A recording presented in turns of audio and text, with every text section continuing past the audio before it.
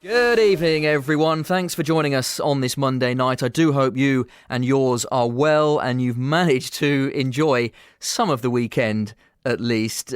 This is genuinely one of my favourite hours of the week, and hearing all your varied thoughts and opinions, it is very good to hear from you. And despite the fractious nature of the current situation, I hope that we can all still be friends after it, following what I'm sure will be an hour of passionate calls and, I dare say, some disagreement along the way as well. Former Rams goalkeeper Eric Steele is with me. Eric, good evening to you. Good evening, Chris. Was the weekend salvageable? Did you manage to have a productive Sunday at least? Oh, yeah, no problem at all, yeah. I mean, I'm hurt. I'm hurt like everybody else. It's not what you want to do on a Sunday morning when you're having your second cup of coffee, listening to Steve Wright love songs. And I checked the league table, and that was it. That was all of a sudden the Sunday morning. You start looking through all the facts, the figures, the reasons why. And we can't hide the facts. Derby County should not be bottom of the Championship. Not with what we've got in place on the field and off the field. So, yeah, it was a very, very disappointing day all round when their results came in and we dropped into the bottom berth of the Championship. Yeah, the table really doesn't make for nice reading. Now, normally at this point we'd set a loose agenda, but I think we all know the score by now.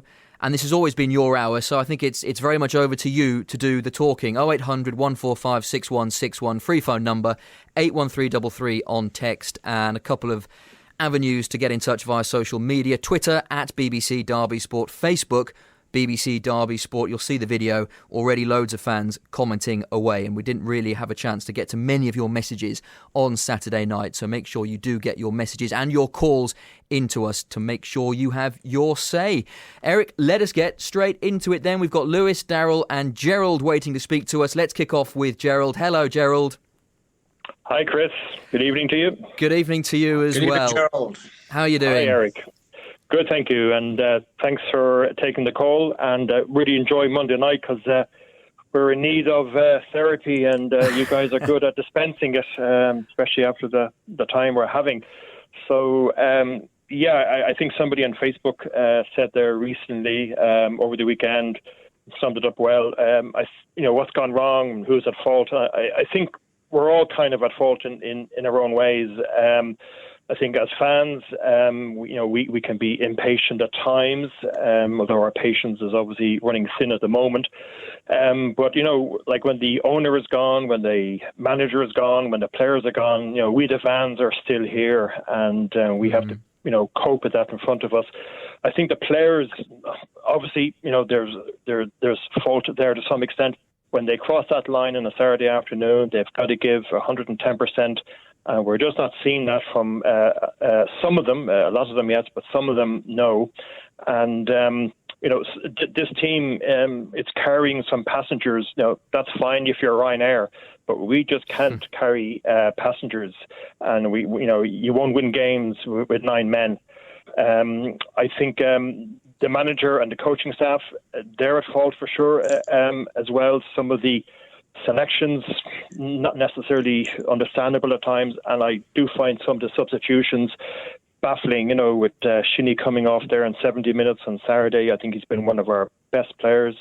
I have to say that Phillip Cocu has been an unlucky general.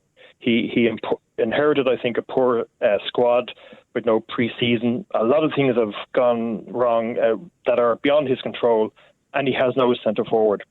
But I think my main gripe really is with the board and with Mel Morris. Eric said on Saturday in the pre-match that this is a season for consolidation, and he's absolutely right.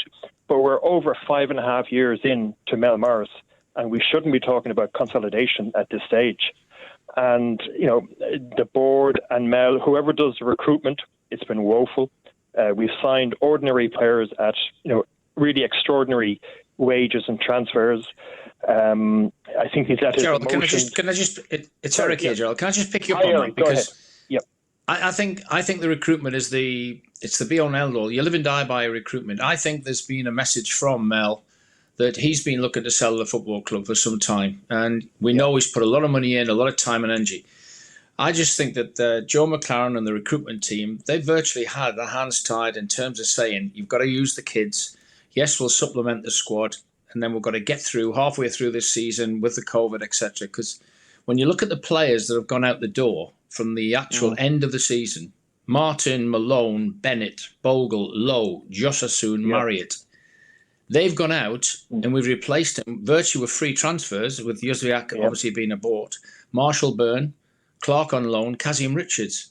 Now, that tells me very quickly, which is why I said there had to be a reality check, Gerald. I don't know if you agree, that this season was not going to be a playoff challenging season.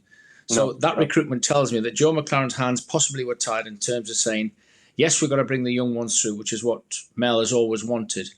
But ultimately, the people that have gone out the door and the people that have come in, it's no wonder that we're struggling in terms of a squad. And that's my biggest worry. We've not had an 18-19 that can compete with teams that are nowhere near the budget of Derby County. Yeah. And yet, I think, Eric, the squad that we have now compared to when Phillip took over, I think it's an improvement in some ways. Because after Frank left, 3 fine players went out the door. They were never going to be replaced, and you can't build a team around loans at all. So I think some of the players there, some of them are upgrades. I was sad to see Malone go. I think he's a fine player. But yeah, I think recruitment has been, poor. And I think Mel, he gambled on Frank Lampard. It nearly worked. But when Frank left and the players left, I think we were left in a worse situation. And then I think his kind of final gamble has been on Red 32, the Rooney project. And, there's talk maybe Rooney might become interim manager and all of that. And I certainly hope he doesn't. But if he does, the first person he should drop is himself. And then giving Phillip Cocu a 4-year contract, no matter who you are, why would you do that? 2 years, you give a manager 2 years and you sit down at the end of 2 years and you go again or whatever. But I think on the positive side, I see 2 positives. One is that Mel won't be picking the next manager, hopefully. And I think the squad, whoever takes over, will be taking on something of a better squad. Certainly not a squad that is 24th in the table. We're good enough to be up around 10th or 12th at the very least. But this is the Gerald, at the moment, Gerald, we've got 6 weeks to get to January, whether it's a takeover with a new manager or whether it's Mel. And we've still got Phillip Cocu because we've got 6 weeks. And you look at the games we've got between now and the January window, we need reinforcements. You can't be bottom of the table scoring 5 goals without reinforcements. And we can't do anything now till January the 1st. So we've got to say, whoever the manager is, if it's Phillip Cocu at the end of this international break, can he actually register with those players and drag us out of where we are? And that's the question I want to ask the fans tonight. Do you think it'll happen? Do you think Phillip Cocu's got the character, got the willingness, got the nous to do it? I still believe in him. Losing face a little bit, as I said, he's, I think, been an unlucky general. But if you look at the Bournemouth performance, it was half a performance. It wasn't a full 90 minutes, but there was other good things in it. And then we go and change the team against QPR. I don't believe, they said Buchanan was maybe tired and so on. He's a fine young lad. And to bring in Forsyth, I didn't think it was great. And then to bring Wayne back into the team, whether he's fully fit or not. But we were operating better in the 3 games without him. And don't like saying that, but I think that's reality. And I think it's fine margins. We should have beaten Forest, but for the refereeing decisions, we should have won at Bournemouth, but for a couple of brilliant saves and poor choice by Shinnie. So there is good potential there. It's fine margins. We're not going to be scoring more than 2 or 3 goals in the game because we haven't scored more than 1 in the game so far. It's doable, but it's going to be very, very tough. And I'll support him as long as he's there. So Gerald, it sounds like the change that you're seeing now with the takeover is a positive in your mind. So you're optimistic that the change in the boardroom, and it looks like that is coming soon, any day now, is a positive in your mind. It is, and I don't like admitting that, Chris, because I think Mel Morris is a local man, a fan. He has put his money where his mouth is, and you've got to commend him for that. But I think his you're not going to get everything right in life or in business. We all know that. And you've got to get more right than wrong. And I think for whatever reason, to me, the man to get us out of this back in the day was Nigel Pearson, and I just don't know what happened in those 14 matches. I know it wasn't a great start and whatever, but we need somebody, if it's not going to be Phillip Cocu, we need somebody of that mentality. And the only one, and maybe it's going slightly off topic, but if we are talking about names and so on, the only name I can come up with really is Big Sam at the moment. Well, the talk may come soon, Gerald. It may not come soon about a new manager. We'll cross that bridge when we come to it. But thank you very much for kicking us off. Some excellent points there. And lovely to speak to you, Gerald. Thank you very much indeed. 0800 145 6161 if you'd like your say. Heading to Daryl next and then to Lewis. Some of your messages first. You can text us 81333 with Derby at the front of your message. Marcus in North Yorkshire says we need to quell the hysteria. Cocu has had a very limited transfer budget. Injuries in a small squad haven't helped. With a bit of luck, we could have had 6 or 7 more points. Confidence is everything in football, and ours has ebbed away. But these are not bad players, and Cocu is not a bad person. Let's just get some perspective and support the club. But Derek says, what a real mess we are in. We can't buy a win at the moment, and we've hit an all-time low against a really poor Barnsley side. I think it will take an experienced Championship manager to take over this group of players and turn it around. I have backed Phillip Cocu up until now, but the performance on Saturday was the final straw. Let's go to Daryl in Allington. Daryl, good evening to you. Evening, lads. You all right? Yeah, we're very good, thanks. What do you want to say? Yeah, basically, I want to say this isn't 11 games in the making. This is going back 2 or 3 years. You've got to look at what Joe just pointed out about the recruitment. Sam Rush is a big factor in this for me, because when he was there, we were getting the good players, we were getting the decent players, probably paying for them, I admit. But then you've got to look at the fact that also Gary Rowett was given a remit to bring the young players through, and he decided to jump ship. And that was 3 years ago. Lampard glossed over the fact with the 3 loan players, but I do believe that if he saw this, what's happening now, why can't we all see it? Eric? Yeah, well, ultimately, I think what you've said is that you've seen Gary Rowett. He's jumped ship. Obviously, at the end of it, I don't think he jumped ship. I think in the end, he had an offer that says to him he wasn't happy. We're never to know what goes on between. I often say to the callers is that dealing with your owners or your chairman is a bit like your married life. You never know what goes on behind closed doors should stay there. And I think that's what's happened with Mel and obviously Gary Rowett. Gary Rowett had his reasons for leaving, and he went on to Stoke and ends up at Millwall. Frank Lampard had an unbelievable season, playoffs, and then obviously he got that unbelievable cherry. What a chance to go back to the club that he's spent a lot of his time there. I just think ultimately that we have suffered. I think Mel, in the end, has backed his managers. He's had 6 managers now with Phillip Cocu, and he's backed them all in terms of funds. Now, in the end of it, whether he should have overseen the signings better than what we have, all I know, he has backed them. But I think now he just come to the stage when he said 6 months ago, I'm looking to buy or get investment in.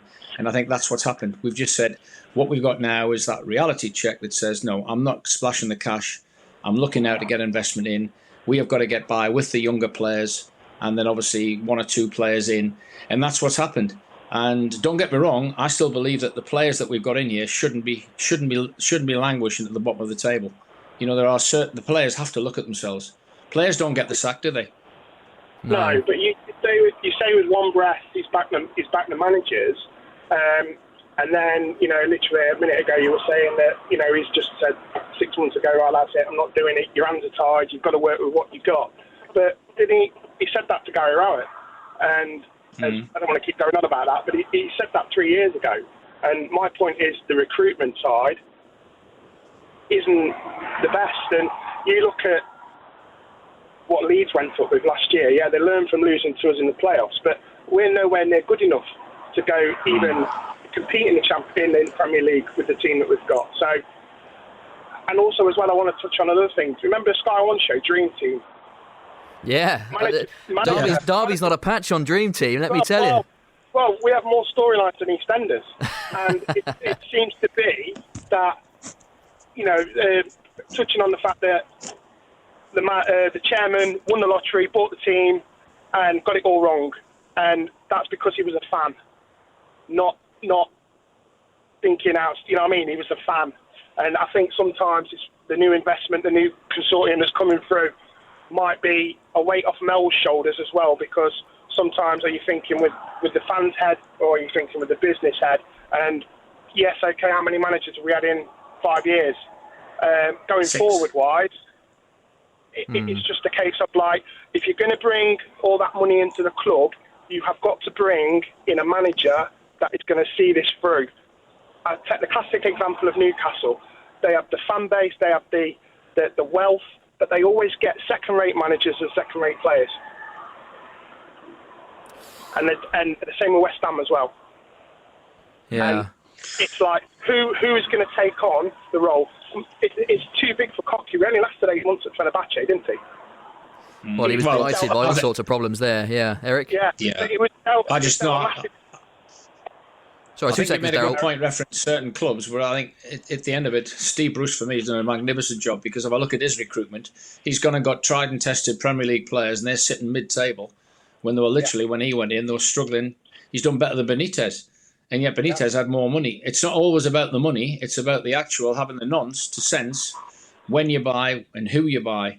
And I think that certainly is going to be the case now, that whoever is in charge when that January window comes in, it's going to be vital, because we will live and die. We'll either live in this league or we'll die out of this league with the recruitment that we make January the 1st. Because at the moment, we aren't good enough, are we? Because you can't, the table doesn't lie. No. And that comes from the manager gives you the impetus and it gives you the belief. You look at Liam Rossini's interview after the game. They're all right saying that we're accountable and we're accountable for this and we're accountable for that. They talk the talk, but at the minute they ain't walking the walk, are they? No, well, I listened to the interviews. Martin Marcon did really well at it. They've never shied away. The players, the coach, the staff coming out and speaking to Chris or Ed Dawes. But ultimately, when I listened to it Saturday, I'm thinking, wait a minute, you were saying similar after Wednesday when we lose to QPR. And I didn't see a great deal of change in the management style, in the decisions made, and also the players, in terms of they must have looked at themselves in the mirror after Wednesday, because there were 2 teams we shouldn't be beaten. We should not be beating Derby County by the team that turned up for QPR and then Barnsley. They were there for the taking.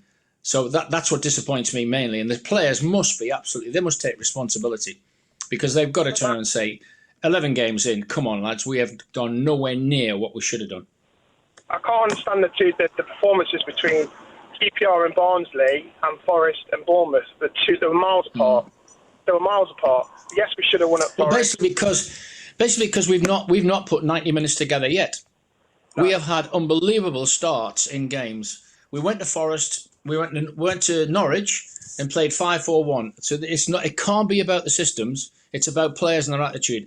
They went to Norwich 5-4-1. Stored up the defence for 35 minutes, got through to half-time, and we won the game. Go to Forest, it was one of the best performances I've seen from a front three and the team in terms of going to Forest and saying, this is us, setting our pattern, our style on you. And we did terrific, got the goal, then we sat back. Then we did exactly the same at Bournemouth. Now, that's when I have to question players, terrific in terms of how they went about it, but we didn't do it for 90 minutes, and we haven't done it for 90 minutes. So that's why you start to say, well, players' attitude, but also what instructions are they being given? And that's where obviously we're at the stage. Daryl, final point, because we've got lots of people wanting to speak to us. Yeah, I was going to say that all comes down to fitness then for me, surely. Well, for me, no. You could argue a number of things there. Eric, quickly? No, I don't think it's fitness, because after 45 minutes, we've still got a bench. We've still got a choice of putting 3 subs on to maintain the press that we had at Nottingham Forest, maintain the press that we had at Bournemouth, because we really showed people how to go and beat Bournemouth. And ultimately, it wasn't down to fitness, because I really don't. I think by now, these lads are fit enough, and that's why I have a bench, which is part of why we have criticism of Cocu in terms of substitutions that he's made, which have affected results as well. But you make some really good points. Yeah, good listen, call. Daryl, really appreciate you getting in touch. Thank you very much for your call. 0800 145 6161. If you'd like to join in, free phone number 81333 on text. Derby at the front. Let me rattle through a couple of your messages, and then it's over to Lewis. Simon says, great first caller. This was Gerald. We have a number of the starting 11 that would be snapped up by Championship clubs in the top 6. These are not bad players, although lacking a little bit of depth, sorry, but the manager isn't getting the best with what's available. It's time for Phillip Cocu to go, and Dennis says it's simply absurd to even contemplate that Phillip Cocu will continue in the role once the new owners come in. Dennis says they will want their own man. I also believe that the backroom staff, including the recruitment team, will need to be replaced. 81333 and at BBC Derby Sport on Twitter and on Facebook as well. Lewis is next up. Hello, Lewis. How you doing, guys? You all right? Yeah, all good, thank you. What do you want to say? I rang in a couple of weeks ago, actually, and I spoke to you guys. I think we was 3 or 4 games in, and Eric made a good point of assessing the situation at 10 games in. We're now 11 games in. And totally agree with you. Unfortunately, though, we're not where we are. Unfortunately, we're 11 games in now, and we're in the same position, if not worse, being rock bottom. The turning point for me, I think, if we won against Forest, and to be fair, that was probably our best performance of the season so far. Unfortunately, we didn't score that second goal, which was wrongly disallowed. I think if we'd have won there, that would have kick-started our season, because we need a win. A draw is not good enough. We need a win. That will give us the confidence and get us moving in the right direction. It just breathes confidence through the team.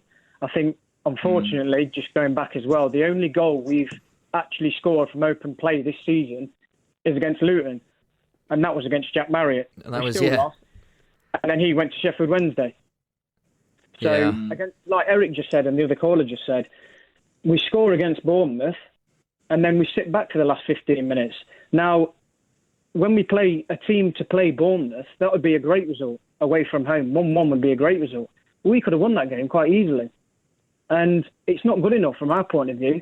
We always seem to score, and then we sit back. It's like what Eric said. What's the mental attitude? It's not about fitness, what the other caller just said. I mean, if it's about fitness, they shouldn't be playing. So, Lewis, would you say then it's the manager that takes... Ultimately, it is the manager, of course, that takes responsibility. But would you say it's more so because of the way he's setting Derby up? Or is it more the players for as Eric was saying on Saturday, and a few callers have said, that personal pride to take responsibility on the pitch? In all honesty, you may agree with me or not, I don't think he knows what his best 11 is and the formation. I mean, he's changed it a couple of times. I agree with that. Listen, my man. He's changed it a couple of times, Eric. And we've had 5 number 9s. We've had 5 number 9s in the last 3 weeks. 3 games, we've had 5 number 9s. But again, we're going to come back to it. We've known from last January that we needed a replacement number 9 because Chris Martin's contract was up. So you had to say, well, that's needed covering. You had Marriott, who hadn't worked. 2 managers have had Marriott, and neither one have said he's going to fit into the way we want to play. Frank Lampard and Phillip Cocu.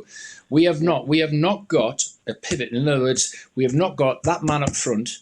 And you look at the people who have come, not particularly really, really good number 9s, but they've caused us problems. So I think we've missed. We've had a poor Wayne. I have, and everybody thinks I'm backing Wayne Rooney because I've spent time. No. Wayne Rooney is not a number 9. He wasn't a number 9 at Man United for 5 years that I was there, between 2008 and 2013. He was a 10 or a wide man. You're asking him, he went up there and he'll play. Because if you ask Wayne Rooney to go out, he'll do it and cross the line. He is not a 9. We've had Waghorn up there. We've had Lawrence and Jozoviak up there. We have had 5 different 9s. We haven't even started with the only recognisable 9, Kazim Richards, hasn't even started the game yet. So I look and go, you've got to look and say, if we haven't got the 9s, we have been, that's why you're right, we've not known what Phillip Cocu's best team, best system is yet. And I think that's part of the problem. We are where we are. I think, Eric, I remember in the last 3 years, people saying that Gary Rowett doesn't know his best 11. Constantly, Frank Lampard was being criticised for chopping and changing, and we had to go through, Frank doesn't know his best 11. So this does seem to be an overriding theme that has run through, and I'm sure people would say not just the last 3 years, but the last 5, 6, 7 years. I think again, and I think our callers hit on it. He's remembered when we spoke earlier in the season, is that Phillip Cocu, to play the way he wants to play, has to have a recognised 9. And his 9, the only 9 we've had that would play the Dutch way, would be Chris Martin, which we knew. Chris Martin was leaving the football club. That should have been covered. It hasn't been covered. And unfortunately, that's why we are really suffering, because that's the way Phillip Cocu wants to play. The Dutch say to that 9, you hold up, we build around you, we get up and support you. What I can't understand in the last 3 or 4 games is we've And the reason we haven't scored goals is our lack of inventing. We've got no penetration. I look and go, when it goes wide, we're asking miracles of Byrne and Buchanan, who've done terrific going forward. But we need combinations. We need 2v1s. I'm yet to see a 1-2 edge of the box or a midfield player going beyond central strikers. So you've got to look at reasons. And if I'm seeing it, I'm sure Phillip Cocu must be seeing it, because that's part of the reason we've not got 5 goals. Our attempts on goal, Stato, who I rely upon, Chris, he keeps telling me, I think we had 3 shots on target on Saturday, and we're the home team. No, You can't.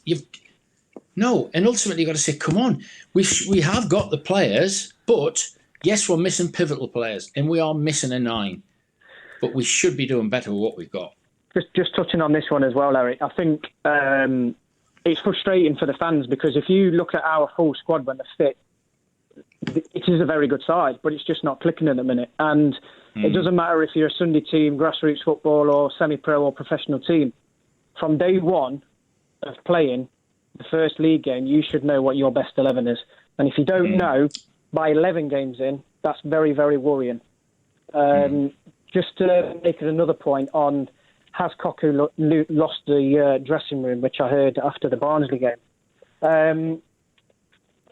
Has he? I mean, the players' attitudes on Saturday after the Barnsley game, they were coming off and the heads were down, the shoulders were down, and the confidence just looks, it's not there. I mean, are the players distracted by things that are going off the pitch? That's the $1 million question, isn't it? Are the players' confidence falling?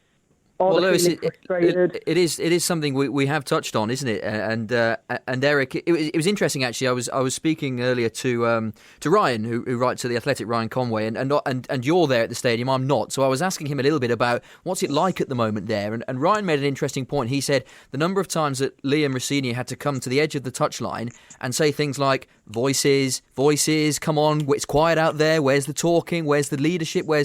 And you're kind of thinking, well, that must be a confidence issue. If the players, if it's quiet out there, then maybe there isn't that big voice.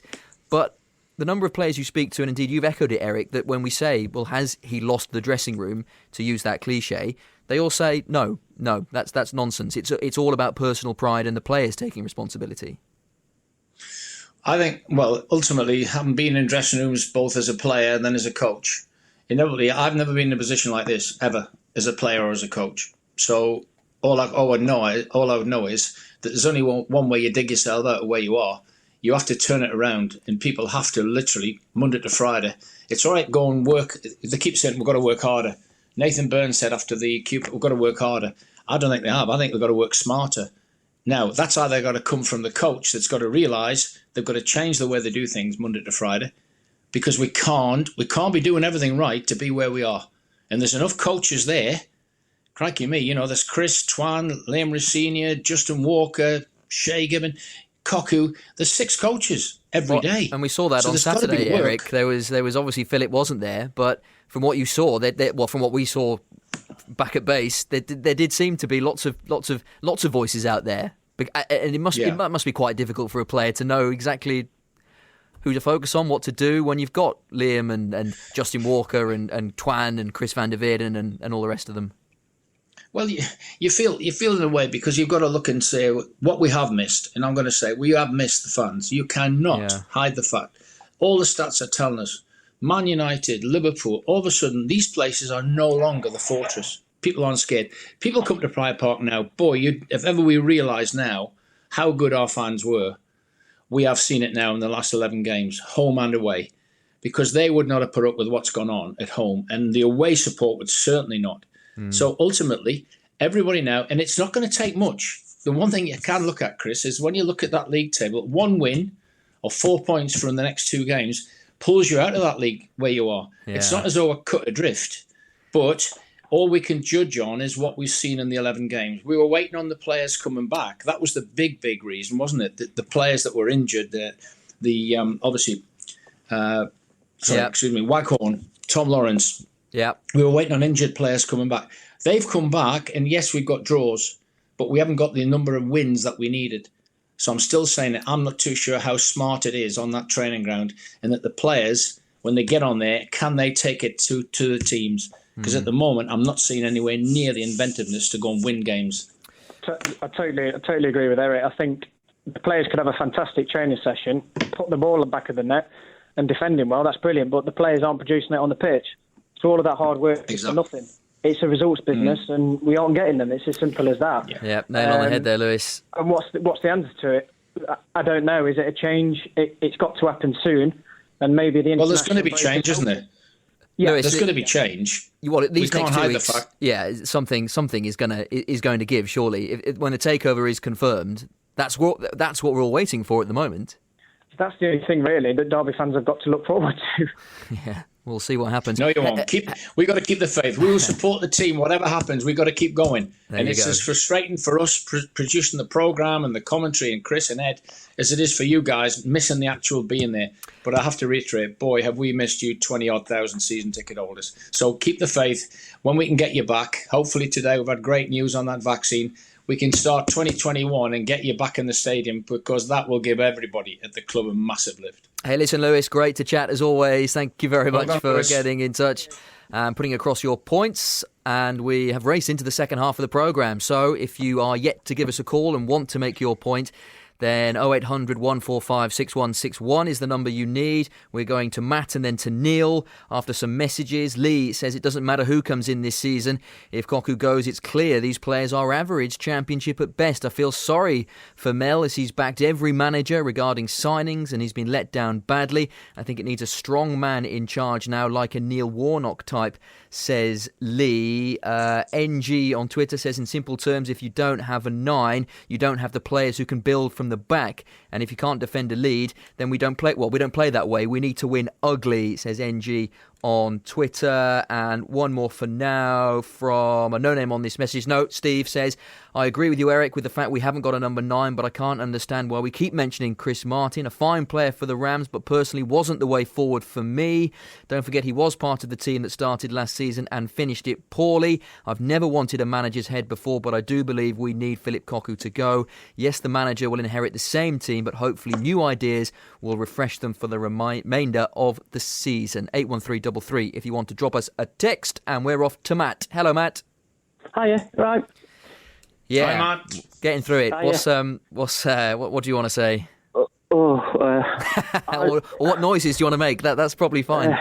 This has been coming since 2015. Unfortunately, we've changed too many managers, and basically they've all had money. And it's just like 6 managers' squads worth, basically. I don't even know where. So it's the consistency and the stability that you're bemoaning, Matt. Yeah, and one of the main people I blame is Sam Rush, because I think Morris just trusted too much in him, and we spent money on average players, and obviously we're paying for it now because we can't spend anything. And also, I wanted to make a point as I personally would never have changed and sacked McLaren the second time around. The second time around? Yeah, well, the first time around actually I wouldn't have, but I agree with that, because that's still being a job. Have you got your phone on? Haven't got to convince Eric about that. Why is that, Matt? Why is that? Because I listened to a podcast with McLaren earlier this year, and he was saying basically when he inherited, I think, who did he replace? It was Nigel Clough. No, Nigel Clough he came in for first time. No, the second time around. Second time would have been Pearson. Clement, wasn't it? Oh, Pearson, yeah. Pearson. We started off on that really good run, and then obviously we had a few bad results. And there was a podcast where he said that he'd spoke to Morris, and they were on about having a big summer, and he was going to have a big change, and then obviously he got sacked and replaced him with Rowett. Rowett then. If you look at it, who do you think had the highest win percentage during Mel's all the managers Mel's had? Who do you think's got the best win percentage? Yeah, McLaren. Twice. Yeah, twice. Now that tells you something. And also, as much as what happened when when Steve lost the job, how many people have told you? What about the football that was played? The style of football. This is what I mean. The style of football. Now, ultimately, the play. Go on. Sorry. Yeah, no, and you're right. And this is what happens. There's the short termism. It's not just Mel. There's plenty of other clubs have done it. You only have to look at the facts. of how many clubs have actually the short-termism in terms of the managers. Now, ultimately, Mel's made decisions which we're not to know what went on behind. We knew what happened with Steve. Was it this Newcastle affair, whatever. But he didn't have a great deal to spend. If you look at the money, there was not a lot of money spent on the Steve McLaren when we went to Wembley and lost to QPR with one shot on target in the whole game. But now, ultimately, there's not money spent. Clement had money. Pearson had money. Lampard had money. Cocu's had limited money. But ultimately, you're right. What you're saying is ultimately right, is that you can't have 6 managers in 5 years and expect to be flying up the top of the league. Because you look at the teams that have gone up, they've kept settled squads. Have a look at what Sheffield United have done. They went up, settled squads. Brighton went up, settled. In the end, so you look and go, that's part of it, that we can't keep changing managers when it happens.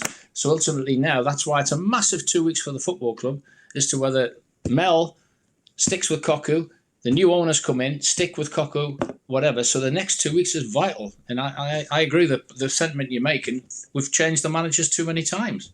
So, Matt, let's bring it to current day. And what would you like to see happen now over the course of the coming weeks and months? From what you're saying, you'd quite like a bit of stability, actually. So if Phillip Cocu remained, you'd be quite happy. I want stability. I personally don't think Cocu is the right guy. But I would rather he stayed till the end of the season than, just changing for a guy to the end of the season and then swap again. If you're going to replace him, if the new owners want to replace him, they need to go long term. His style of football just does not suit this league at all. Same with, Clement was sacked for less. I think Clement's football wasn't half as bad as this. Granted, he had a lot of money to spend. If Morris had brought the club 2 years ago, he's learned a lot from his previous mistakes, I find, like how we went with Lampard and we nearly got there. He didn't sack him, he obviously left. I think Lampard was a great choice.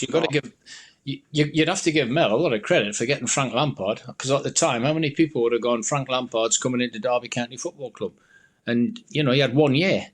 It was some year Frank Lampard had, and I think, like Chris has done it before in previews, Cocu's probably the first one that's actually started a second season. Yeah. Hindsight's a great thing. If Frank had stayed on, you would have seen an unbelievable. Obviously, second year would have been. I think it would have been harder for Frank because he came in on the first year, and ultimately we're back to it short term. How do you see it? How do you see it turning out now in 2 weeks' time? Who do you see in charge?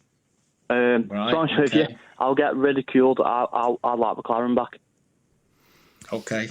We'll see. As I say, it's. I'm sure there will be a time, whether it be in 2 days or 5 years, where we'll be discussing the next one. I'm sure that'll be a talking for another day. It may well be soon, but who knows? Matt, appreciate it. Thank you very much for your call. 0800 145 6161. 15 minutes of the talking to go. Still plenty of your calls to get to. Neil has been waiting patiently. Hello, Neil. Hello. Good evening. Good evening. How are you? I'm fine, thank you. Been very interested in what's been said today. Quite interested. Personally, I think that Cocu is not the man for Derby. I think he's very unmotivational as far as the players go. And I think when the players are playing really bad, he's too weak on them. He lets them get away with it. He doesn't motivate them. He doesn't get the best out of them. And his substitutions have been woeful. And I think if we stay with Cocu for the rest of the season, we will be League One team. Okay, Eric, let's start with the first of Neil's points, and we've discussed this a few times. How important is it that a manager is able to motivate players? How much, when you're building an ideal manager, how much is man management top of that list, or how close is it to the top of that list? Huge, because ultimately the best managers I work for, they've all said the same thing. You can't do without the players. Now, to get the best out of the players, that comes from, they've got to be self-motivated, but also there's times when you've got a sense, you've got to be the psychologist in the football club. When do they need a kick up the backside? When do they need an arm around them? And obviously at the moment, you're looking and going, performances aren't good enough. We're questioning the players. You cannot be in the position we're in without questioning Phillip Cocu in terms of what is going on Monday to Friday, and also what's in the players' minds.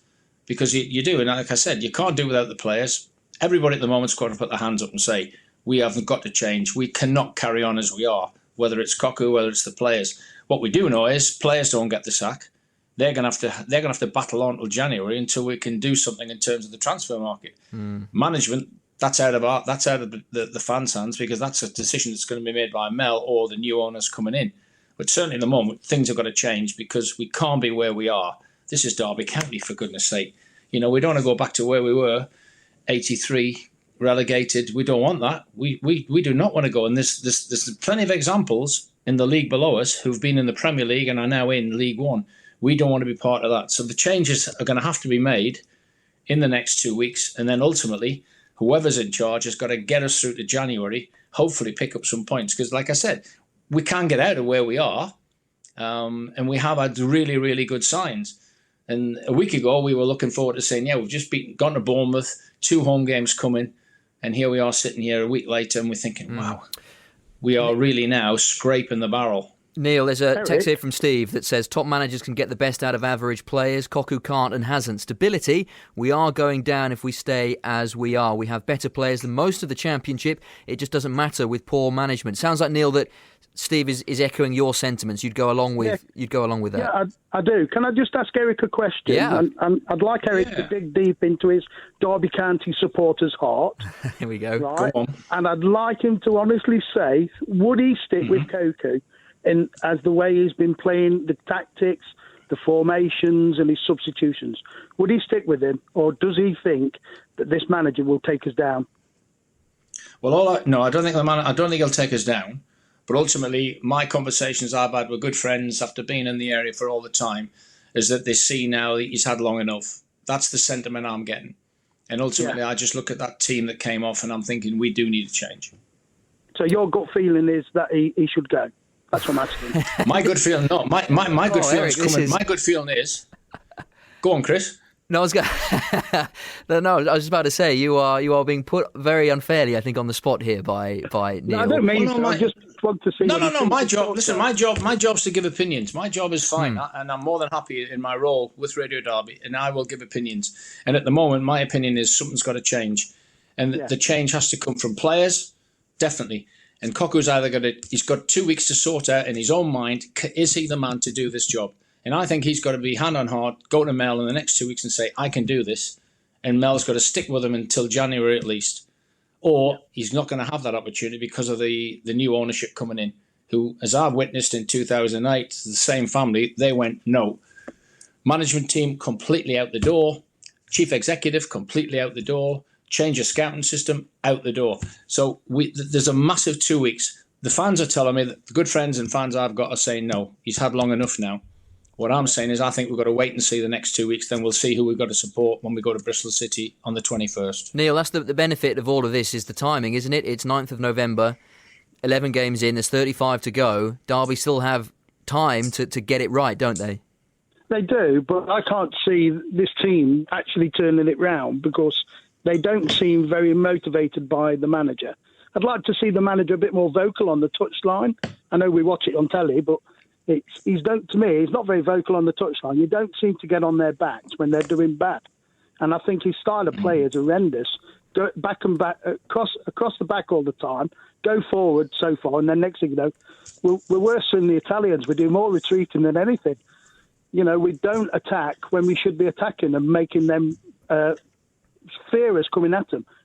This is where I'm totally agreement. This is Phillip Cocu's big downfall for me, is that he's not been able to get 90 minutes from this squad of players after 11 games. We're a quarter of the season in with 6 points.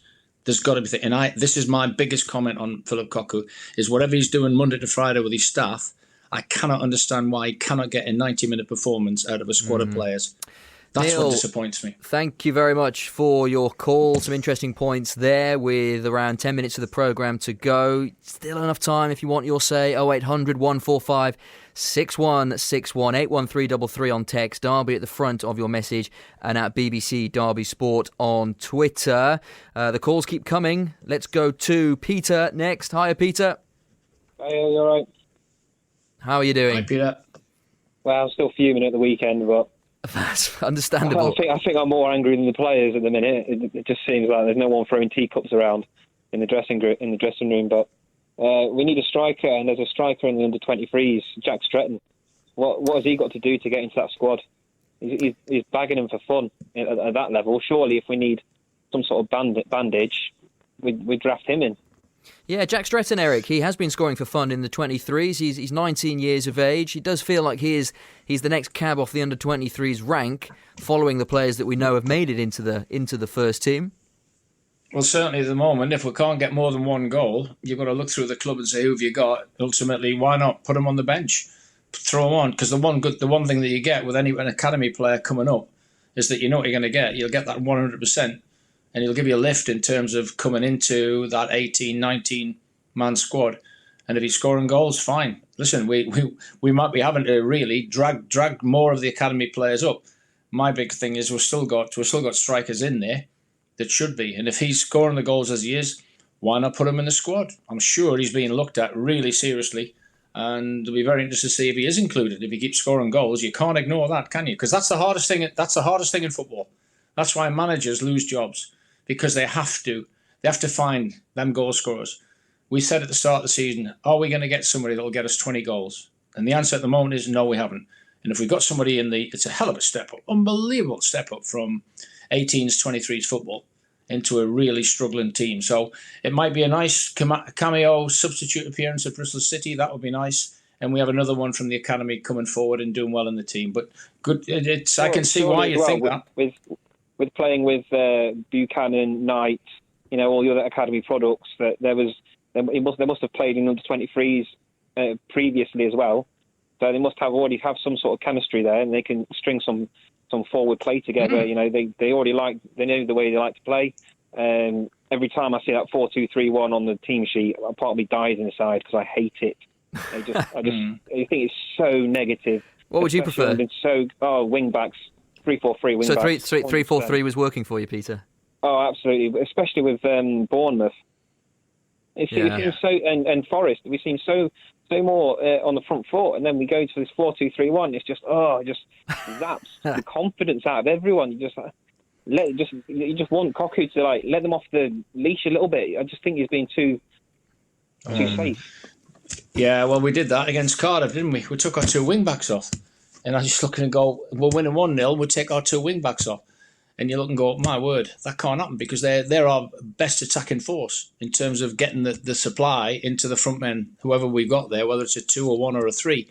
But ultimately, that was part of the decision-making that people obviously have questioned. But certainly the 3-4-3 looked really effective. And that's, when you look at it, we've got probably the two best attacking fullbacks in the league. But we need to have somebody who's in that box often enough, so yeah, it might be a chance for the young boy to step up. It's a good point. I do think as well the question of empty grounds is now worth asking the team if it's actually really affecting them, because pre-lockdown we were on a bit of a run. Come back from lockdown, it's been 15 losses, 11 losses. The form has been relegation. No, so I think I think it's worth. I don't know. They're not going to come out and say, yeah, it's because of this, but I think that has got something genuinely to do with it. Yeah, I think that goes along. And Eric, it works both ways. Peter, really appreciate it. Thank you very much. Sorry to cut you a little bit short, but we've got a couple more calls to squeeze in. It works both ways, doesn't it, with the fans? They one can give the lift to players. QPR would have been perfect. 70 minutes, 0-0. Go and get that raw, go and get them going and maybe get a winner. But it works the other way as well, because we know that Pride Park wouldn't have been a particularly happy place at full time on Saturday, at full time on Wednesday, and then maybe the players, not that they need reminding that where they are isn't good enough, but there'd be that connection with the fans works both ways. Very much so. And I think some of the players, they might have needed that. I think they'd have got a massive kick up the backside. But, you're going to get a ball to take a throw in. Derby fans will let you know what's going on. I've always said it. 36 years living in this place, they're a knowledgeable crowd. They know what good football is all about. And they would not have put up with the fact that we haven't won a game yet at home. No. I think we've won what? I think the stats are frightening in terms of home games. When was our last home win? Was it Reading? Would have been, Reading in post-lockdown. Yeah. Now that is not, so again, the stats sometimes you can use stats. Yeah, or Barrow in the league, but in the League Cup, but yeah. in the league. I think. But Barrow was penalties. It was, penalties. After a 0-0. No, you're quite right. We've got 2 callers to get in, and we're fast running out of time. Alistair, you can start the end, so to speak. But you are running out of time. Sorry to cut you short, but if you could make your point as swiftly as you possibly can, that would be appreciated. Hello. Okay, I'll do my best. Right, okay, I think we've got a better team, actually, than what we finished the season with. We've got a better goalkeeper and 2 better fullbacks. So what is going wrong? Okay, we haven't got a number 9, we know that. It's how they're playing on the Alistair, typically your line just at the last has let you down. I'll tell you what, we'll reverse the order. Stay there. We'll try and get your line sorted. Instead, we'll go to John in Swaddling Coat. Hello, John. Afternoon, guys. You all right? Hello there. Yeah, very good. What's your point? Radio. I was just one simple question. What's Cocu ever done? Wow, that's a question for 5 to 7. If you think about it, he's made his managerial name at PSV. Now, that's effectively like me taking control of Rangers or Celtic. You know you're going to finish first or second. And that's what he did until I think he finished about 7th one time and got the sack. He went to Fenerbahce, 20% win record after 15 games at Fenerbahce is awful. And now he's come to Derby and we've gone backwards. When you talk about the fact that we're supposed to be having, 5 or 6 managers in 5 years and what goes on behind the scenes, well, if you're getting through that many wives in 6 years, I think you're looking in the wrong place. We're going to plenty of fish. We should be looking at elite singles. We should be looking at something better than what we're getting. Right, okay. Well, that's certainly an interesting analogy. Go on, Eric. No, that could certainly happen. This is it. It's the 2 week. It's decision time, isn't it? For Mel or the consortium coming in. Listen, Phillip Cocu won with PSV when Feyenoord and Ajax. Yeah, I was going to say Feyenoord, Ajax, Twente won it under Steve. There's a few there. It's not as fair to call it Scotland, is it? No, because he at the end when he won the 2 titles he won PSV, trust me, Ajax and Feyenoord were really, really strong contenders for the championships. But listen, when he had players, he brought young players through, which is what attracted Mel. He did bring young players through at PSV. So ultimately, has it quite worked out yet? Obviously, at the moment, we'd have to say it hasn't because we are where we are, bottom of the league, bottom of the championship. John, thank you very much for your call. Sorry it's brief, but I do want to squeeze Alistair in because we've got him back, hopefully on a better line, and you have about 90 seconds, Alistair. Please continue. Right, okay, so we've got a better team than we had at the end of last season. We've got a better goalkeeper and 2 better fullbacks. We don't have a number 9. What's going wrong? We're not playing the ball properly in the field. We're trying to throw it through an eye of a needle. The only person that's passing the ball long is Wayne Rooney out to the fullbacks who cross the ball over. And how many goals have we scored in the last 5 years from headers? Maybe 10. So how are we going to do that? That's not going to happen. We need to shoot more. Eric will tell you the ball moves through the air. During Lampard's time, we had Wilson, Mount, Lawrence, Waghorn and Martin all shooting from outside the box, the ball moving through the air, and hey presto, we scored like Barnsley did with a second goal on Saturday. How's that? Exactly. That's brilliant. Exactly. Great points made, Alison. In the end, we are not doing enough in the final third, hence the reason why we're not winning football matches. You make very good points. Yeah, you make very good points in great time, Alistair. Thank you very much. Thank you. That was. Did you have the clock on it? Were you timing that? No, but I had a glass of wine. Alistair, can we ask you then? Can you come back in 2 weeks' time? We'll give you a lot longer. Yeah, there you go. Enough. That's a fair point. Yeah, we'll get you back up. Well, and who knows what state Derby will be in 2 weeks' time. Yeah. We'll bring you on. You're a valuable member of the first team, Alistair. Don't let anyone tell you otherwise. But thank you very much for ending tonight. We could have probably gone on and on and on because it has been one of those nights. But what we will do is as soon as the takeover is ratified, I'm sure we'll be back together for an emergency talking because we love an emergency talking. We haven't had one for such a long time. It feels like. Eric, thank you for your time as always. Well, it's been a good one actually. I tend to approach these with a little bit of trepidation sometimes, especially after recent times, but some excellent callers, some excellent points, and I think the bottom line is everyone just wants the best for Derby and everyone just wants to see the Rams move off the bottom. And listen, at the end of it, Chris, I think callers and the people that have texted in, they've made very, very valid points. Listen, we are where we are. Everything in the garden can't be rosy when you're bottom of the championship after 11 games. So ultimately there will be criticisms of Mel, obviously Cocu, everything else. But ultimately the next 2 weeks, we can't change what's gone on. We'll hopefully now reflect in the next 2 weeks on what's going to happen. And because change has to happen to help Derby. BBC Sounds. Music, radio, podcasts.